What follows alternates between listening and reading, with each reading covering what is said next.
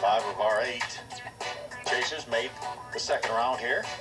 This could be interesting how much ground some of these guys are able to pick up with just a couple of hundredths faster speed. The theme of this show from the beginning has been how important the track position will be tonight to get yourself in that spot to go for the victory late in the race. And it starts right here in qualifying. Can Cody Coughlin pick up just a half a tenth and 4 or 5 spots? And again, these 12 go in ascending order from their first round qualifying effort. So Cody Coughlin was 12th fastest overall. And then you see on the right-hand side of the screen the order of the drivers yet to qualify.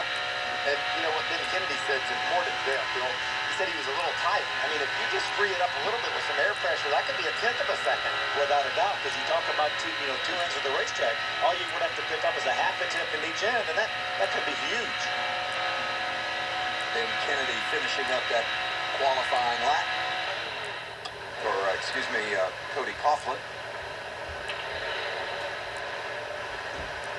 31.00, 31.00, 002 for Cody Coughlin. Sets the stage now for Spencer Gallagher.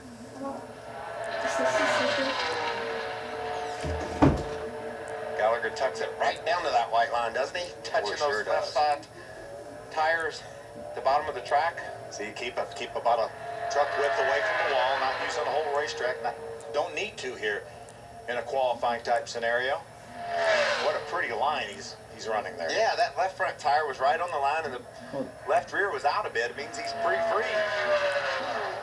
Truck's hanging out. Woo, good lap.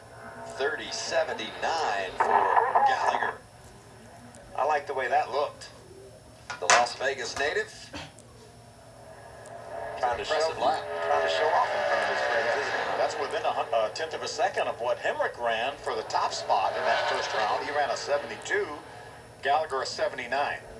Phil, what was the talk? Do these tires get faster as they go, or are the stickers an advantage? Well, I think that they don't fall off that much, so I don't think most of the guys were talking about the stickers being a huge advantage. So we obviously saw Gallagher run faster in the second round than he did the first round. Now, Cody Coughlin only slowed down 100th of a second, so I think at least the same, if not maybe even a little faster. Ben Kennedy to the top of the chart. 30.77, found some. I think they're getting faster. Yeah. But again, these crew chiefs have an opportunity, same track conditions, to adjust on these trucks a little bit. Obviously, Ben's crew chief, Joey Cohen, said, let's free it up a little bit if we were too tight, and it went faster. Well, that's just good feedback from the driver. Ben felt what he needed in that truck to make a better time, and Joey was able to give it to him. You see Timothy Peters, the Chasers, those championship-eligible trucks, trimmed in blue. The splitter is blue, the rear spoiler blue, the name plate across the top, identifying with Camping World across the top of the windshield. What a great lap going for Timothy Peters, almost a tenth of a second faster. He goes a 30.690. That's the fastest lap we've seen today in qualifying. That's nearly 176 miles per hour average. Over 180 miles an hour in these trucks when they bail off into the turn. Sets the stage for the 00 of Cole Custer. Thought Custer was going to be in the championship, going to be one of those chasers. Had a dominating day at Canadian Tire Motorsports Park, but coming to the last couple of corners, John Hunter Nemechek banged on his back end a little bit, and those two ended up drag racing through the grass to the finish line, and John Hunter Nemechek ended up crossing for the win and ruined Custer's hopes of being in the chase. Look at Custer's line, lifted up the hill there as he works through 3 and 4.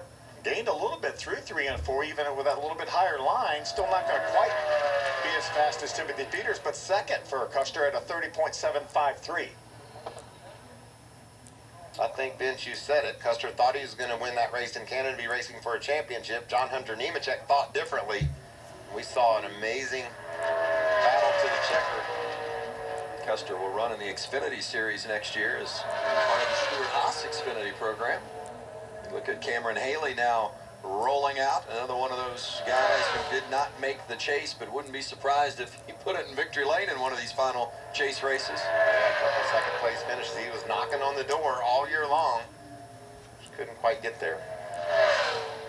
Haley has had a fast truck so many times this season. It just hasn't all come together for him on that particular day, and Last week, ended up 19th at New Hampshire. Again, not really indicative of the kind of truck and effort that he had. He had finished third the week before at Chicagoland Speedway, and this time Cameron Haley fifth quickest in this final round of qualifying. Another one of the Thor Sport trucks, Haley's teammate Ben Rhodes, next on track. I saw Duke Thorson down in the garage area. He doesn't get to a lot of races, but he was down in the garage area with the guys, watching practice from up on top of the hauler. Good to have him here. Such a beautiful setting here in Las Vegas as you saw Rhodes go down and the mountains in the background. Going to be fifth quickest for Rhodes again, so right there with his teammate Cameron Haley, fifth and sixth. Played a little golf with our producer Mark Smith yesterday, and we had a chance to get out and look at some of the beautiful views of this area.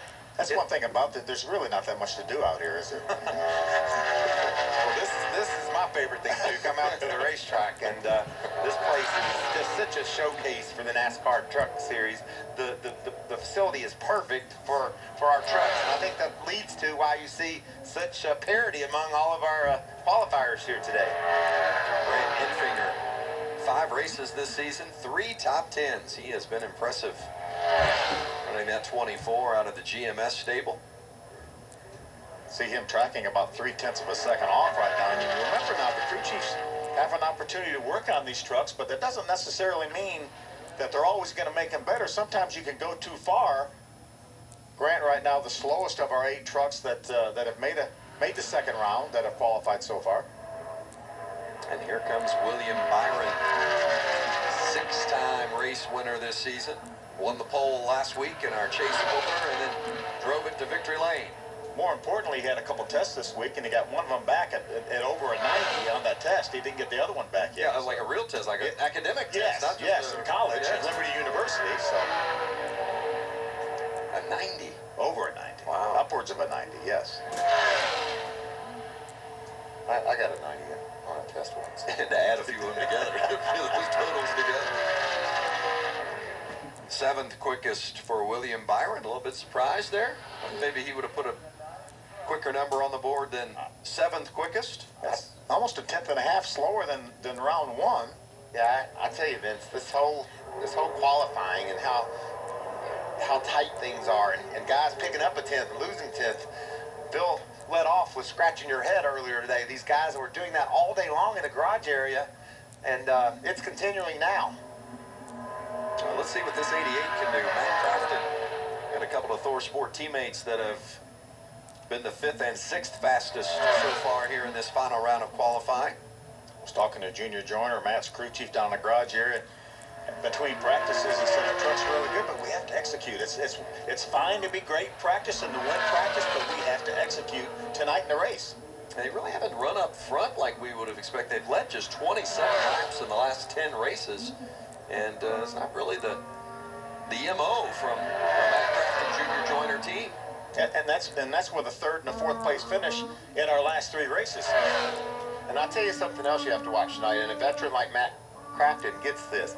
You've got to be cognizant who's going to dive down on the inside of you getting into the corner, because it's so easy to get loose. And if you ride right down beside them, it's liable to wreck you both. Matt's the kind of guy that I believe has a big picture look at tonight's race. He understands he needs to win, but he also can't get wiped out going to Talladega in a few weeks. And so you watch Crafton, how he races. He'll be aggressive, but he'll also be very conservative when it comes to how he races people through the turns. And you talk about those bumps, too. Those bumps as you enter the corner really make that situation even worse. So Crafton 2nd quickest. Timothy Peters currently on pole. And here's John West Townley, who qualified on the front row a year ago at this race and then won it. Let's see if Townley can get another front row startup. Doesn't look like it. He's going to be just outside the top 5. Yeah, still a good lap, though, at a 30.830, only 0.14 of a second off the quick time set by Timothy Peters. These boys are picking it up, aren't they? They are. That sets the stage for Daniel Hemrick. He was fastest overall in our 2 practices this morning and was fastest in round 1 of qualifying. Let's see if he can knock Timothy Peters off the pole. 7 of our drivers have gone faster in this round. Doesn't look like it's going to happen for He's over a tenth off as he gets down in turn number 3. How cool is it? Timothy Peters started at the top of the show saying, I got to have track position. Well, he's getting ready to get it. That's one way to do it. Best track position of all is pole position, and that's what Timothy Peters has earned here with his crew chief Shane Huffman today at Las Vegas, as Daniel Hemrick ends up 6th quickest. How about that smile on Timothy Peters' face right there? Wow.